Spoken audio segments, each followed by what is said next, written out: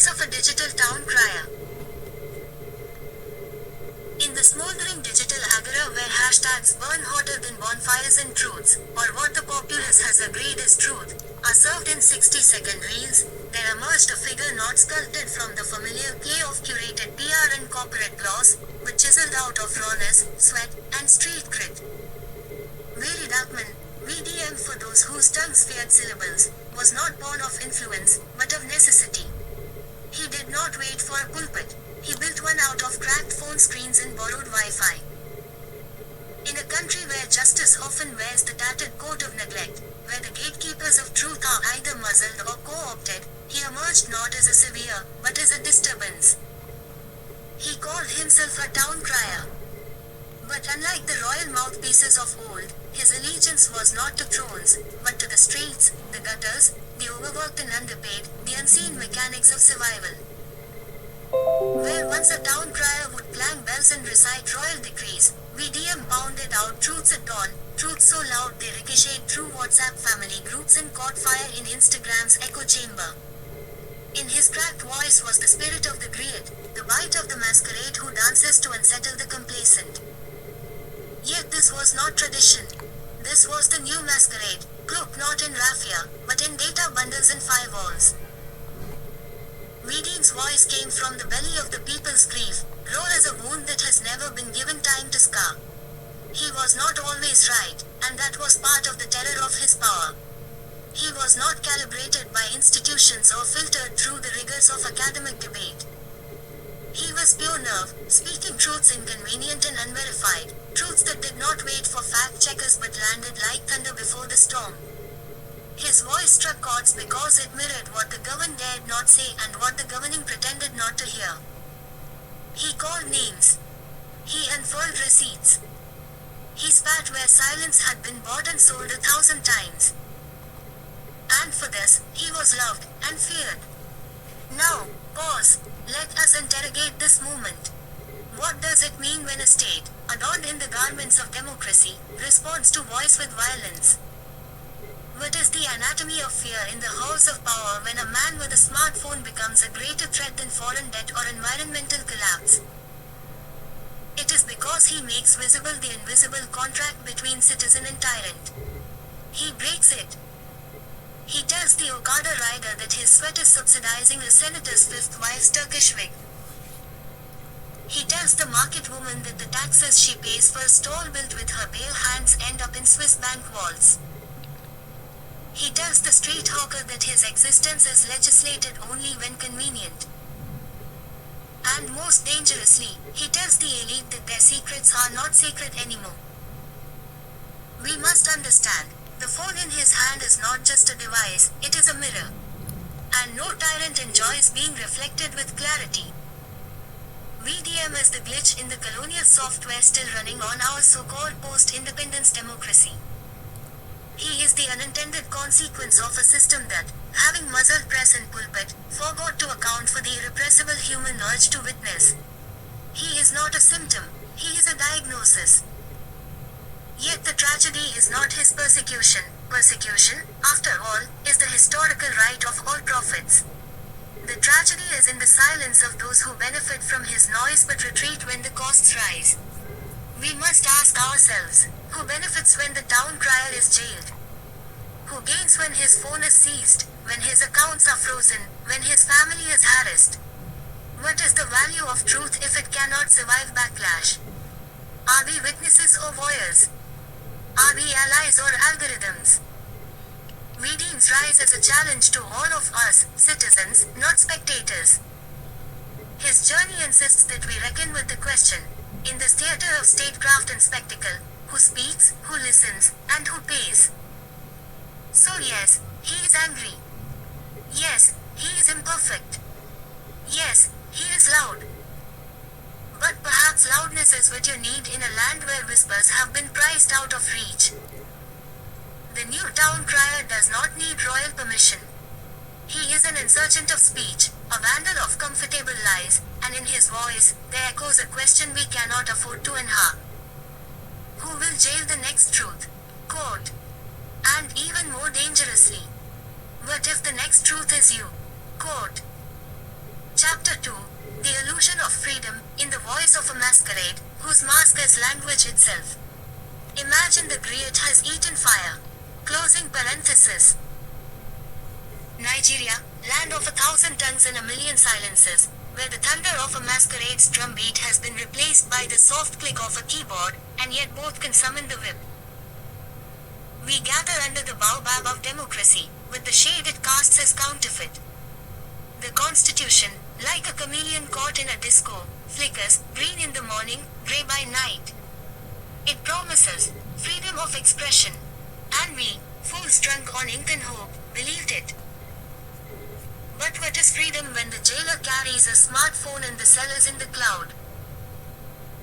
They came for VDM, yes, they came as they always do, with sirens and subpoenas, guns wrapped in velvet laws. His crime, lifting the veil, unmasking the ulcer beneath the agora. His reward, chains dipped in legalese, trial by shadow, justice whispered behind curtains. Ours is a nation that eats her prophets raw and builds monuments to their bones.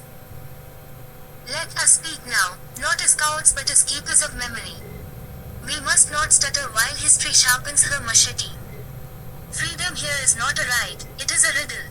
It is the ghost at the feast, seated at every press conference, every town hall, every newsroom. It smiles in headlines but weeps in police vans. The same mouth that sings the anthem is gagged with invisible duct tape. They say, "You may speak." We ask, "What may we say?"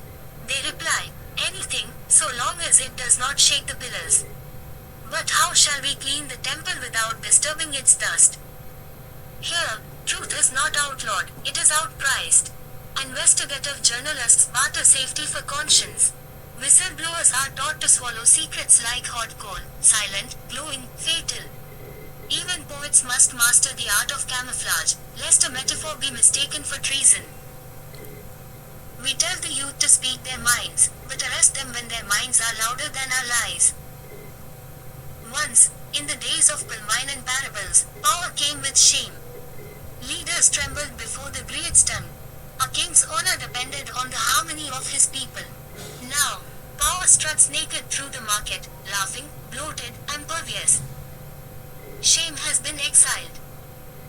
We have ministers allergic to accountability, lawmakers who legislate silence, presidents who communicate only through proxies and prayers. In this theater of democracy, the stage is national, but the script is colonial. Silence the agitators, flatter the majority, brand the rebels as anti-Nigerian. Quote. And yet, who is more Nigerian than the one who weeps for her? We must not allow them to conflate dissent with disloyalty. To question is not to betray. To demand answers is not to spark chaos. To say, "This house is burning," is not arson, it is love. Let us not forget, it was the silence of good men that made the bed for tyranny to lie upon. We must speak not just to be heard, but to refuse complicity. Silence, too, is a language, one that dictators are fluent in. But there is hope. Yes, beneath the rubble, the drum still beats. The masquerade still dances. The internet, the new talking drum, carries our rage across oceans and firewalls. The youth are not fooled. They write, they chant, they meme the emperor's nakedness into the trending tab. And perhaps that is what terrifies the old guard most, that the new generation does not wait for permission. That they know, freedom, is not a gift, it is a demand. That the illusion is cracking. So let the state arrest truth, cloak it in court dates and censorship. Let them turn surveillance into sacrament. Still, we will speak. In poetry, in satire, in pigeon, in protest. We will write in the margins of their decrees. We will leak the audio of their hypocrisies. We will code our resistance in rhythm and bite. Because in the end, no empire, military or democratic, survives the ridicule of its own contradictions. The masquerade is no longer masked. And when truth dances bare-chested in the village square, even the gods must pause to listen. Chapter 3. The Power Structure's Fear of Mirrors. What does it say of a nation when its leaders cower before a mirror? Yet wait, barefoot and grinning, through the festering compost of their own misdeeds. No, it is not the mirror they fear, it is their own reflection, the grotesque truths walked through decades of deliberate distortion. It is not VDM, voice of the dispossessed masses, they dread. It is the echo of their own betrayals, their own decadence, their own cowardice, reverberating back at them through his voice. In this inverted theater of state, where the jesters are jailed and the tyrants serenaded, even a whisper of truth is branded treason. VDM's voice cuts not with profanity but with precision. His words, a cacophonous symphony of rage, satire, and street-hardened philosophy, do not fracture Nigeria's unity, they merely unmask the false unity peddled by political illusionists. He is the drumbeat of a people too long silenced, the jagged rhythm of a conscience unmedicated by propaganda. When he speaks of police extortion, you can hear the widow whose last son vanished at a checkpoint. When he spits at political fraud, you see the ink-stained thumb of the man whose vote never counted. When he rails against elite impunity, you feel the weight of unpaid salaries, the hunger-fed fury festering beneath the nation's oil-slick promises. And yet, the state, in its infinite theater of insecurity, reacts not with reflection but repression. They do not clean the wound, they break the mirror. They do not heal, they hound. Critics become criminals. Dissidents are dubbed destabilizers. Truth becomes an imported virus, and honesty, an unforgivable felony. But a nation cannot duct tape its conscience and expect peace. It cannot arrest every mirror and still claim to be just. It cannot imprison every loud voice and pretend the silence is harmony. It is not dissent that divides, it is the refusal to listen. Let us not be deceived. This is not a drama of law and order. It is a farce of fear and fragility. For what kind of power structure fears the words of a citizen more than the actions of its armed robbers in uniform? What kind of authority trembles before a TikTok clip, but strolls unfazed past mass graves, unpaid pensions, collapsed schools, and a treasury hemorrhaging from 1,000 golden tabs? This fear of mirrors is not new. The pharaohs burned scrolls. The Inquisition scorched thinkers. The colonizers silenced poets. Every empire, sensing its moral decay, eventually targets the mirror. It always begins with censorship and ends in self-immolation. But VDM is not a lone prophet. He is a prism. Through him, the light fractures and illuminates. Each shard reveals a segment of Nigeria's schizophrenia. The pastors preaching prosperity beside the poorest slums, the senators snoozing in Agbada while the roads collapse into pothole graveyards, the generals parading medals as if victory can be won in battles never fought. And what of the youth? The so-called leaders of tomorrow, exiled to despair in Japa flights. They see through the masquerade. They know that silence is not peace. That stability without justice is just a well-dressed tyranny. That to speak out is not to destroy but to rebuild, louder, bolder, and with blood-cleansed bricks. This chapter in our national tale, let us not call it democracy when dissent is handcuffed, when satire is shackled, when rage is redacted. A truly just government does not answer criticism with handcuffs. It responds with reform. It does not black out broadcasters and block hashtags, it turns the cameras inward. Yes, let the power structure gaze, fully, unblinking, into the mirror. Let it behold the truth, that no amount of polished lies can outshine a single, unvarnished truth. That censorship is cowardice in uniform. That silencing one voice will not silence a generation. That jailing a messenger is not justice, it is fear masquerading as strength. Nigeria does not lack patriotism. It lacks leadership worthy of the people's loyalty. And loyalty, unlike fear, cannot be legislated. It is earned, through empathy, through service, through sacrifice. So let the mirror stand. Let the critics speak. Let the satire sting. Let the conscience breathe. And to those who would rather shatter every mirror than face what they see, beware. For when all the mirrors are broken, the people will reflect truth in their rage, and that is a force no tyrant has yet survived. Chapter 4. The global conscience must not sleep. And And so, the jackal yawns in Geneva while the lion bleeds in Lagos. The streets speak in the soot of burning tires and the ululation of mothers whose sons were felled by bullets meant not for justice, but for the insulation of tyranny. In a time when hashtags bloom like digital hibiscus across the internet savannah, you'd be forgiven for mistaking noise for action, and trend for truth. But silence, silence is the most eloquent of all betrayals. The world, you see, has become skilled in choreography. The pirouette of press releases, the waltz of diplomatic ambiguity, the breakdance of shifting responsibility. Nigeria, oh, she is not merely a nation. She is theatre. A tragicomedy rehearsed to perfection.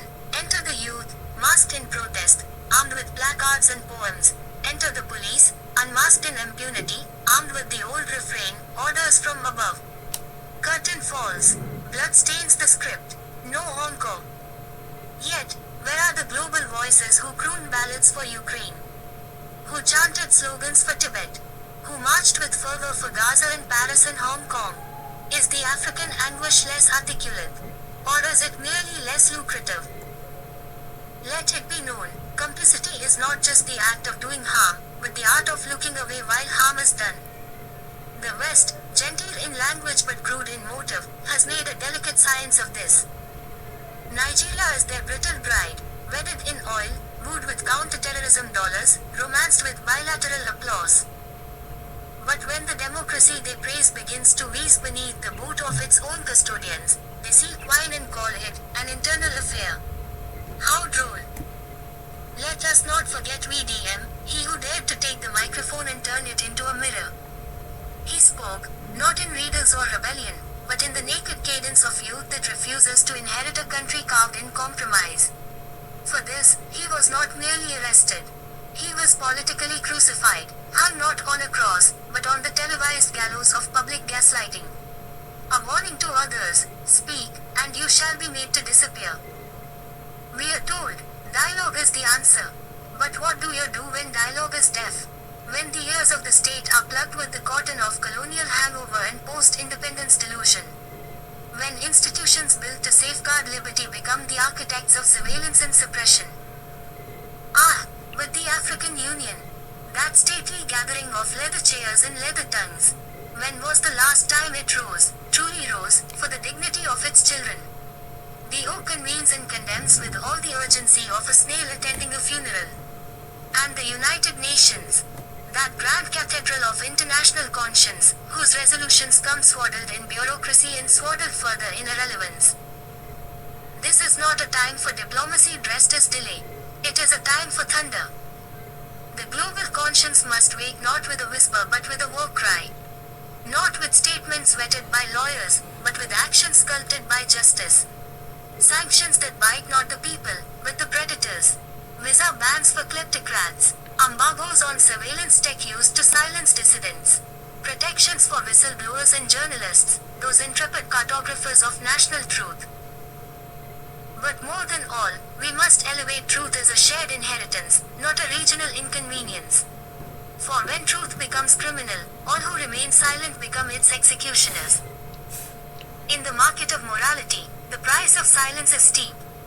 And the bill will come, not today, not tomorrow, but it will come. A nation denied justice becomes a continent ungovernable.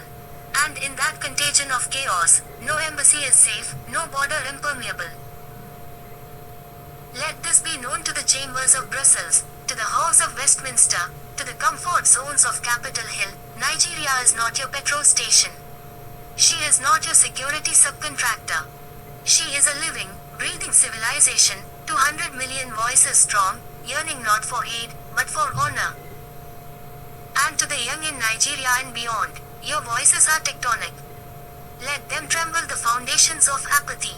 Let poetry be your protest. Let protest be your prayer. For in a world that would rather you vanish, your visibility is victory. History does not forgive cowards with power. And it certainly does not forget. Let the global conscience awake. Not with the murmur of another statement, but with the roar of solidarity that makes dictators tremble. Because if not now, then when? And if not us, then who? Chapter 5. To the Nigerian youth, do not be afraid. Let me speak to you, not with the sterile intonations of policy men and aging strongmen draped in agora stitched from the fabric of old betrayals, but with the fire of one who has seen the belly of this nation gurgle with potential and bile in equal measure. Nigeria, this broken myth, this ancestral puzzle still searching for its soul, calls out to you now, not with trumpet nor gunfire, but in the hushed tones of history whispering urgently at your doorstep. To the Nigerian youth, I say, do not be afraid. Fear is a country we have lived in too long. Its borders are invisible, yet its walls are felt in every power outage, every rigged election, every police siren that sounds not like protection but like a predator clearing its throat. We have normalized absurdity. We laugh in memes while mourning in silence.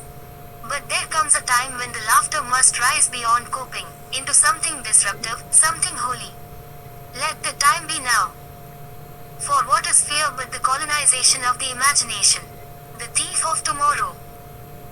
If the mind is a battlefield, then our enemy is not just the politician who fattens his belly while children hog sachets of water under a Lagos sun, but the doubt that tells you your voice is too small, too inconsequential to matter. That is the true oppression, the belief that you are powerless. Ah, but you are not. You carry within you the insurgency of ancestors. Your DNA remembers resistance.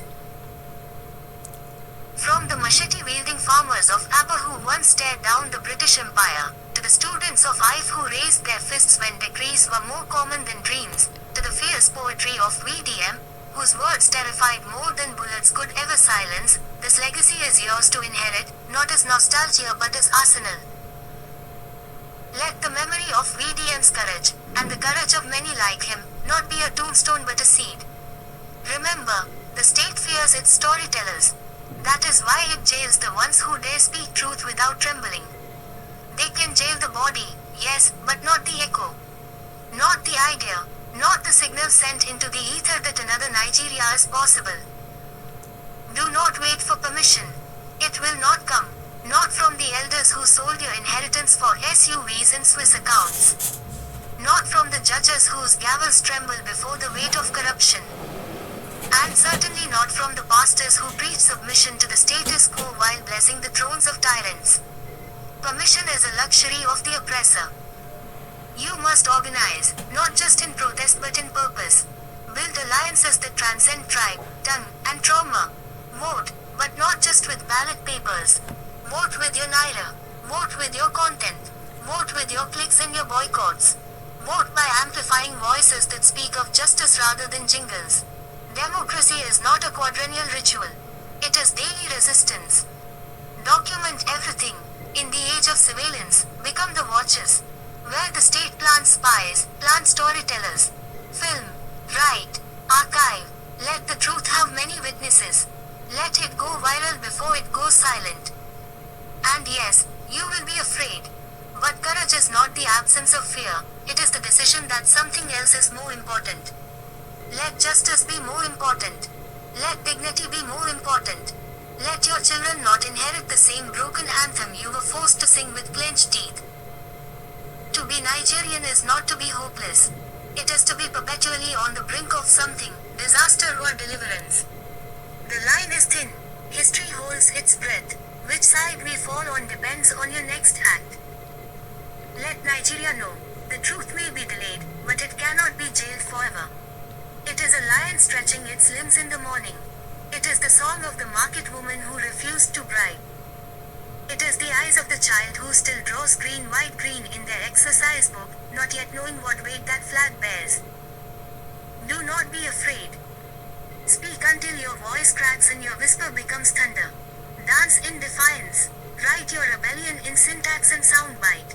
Reclaim this nation not just in anger, but in imagination. We are not only fighting for justice, we are sculpting the nation we deserve.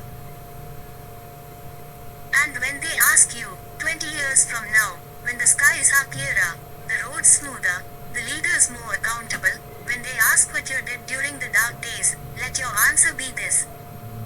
I was unafraid. I remembered. I became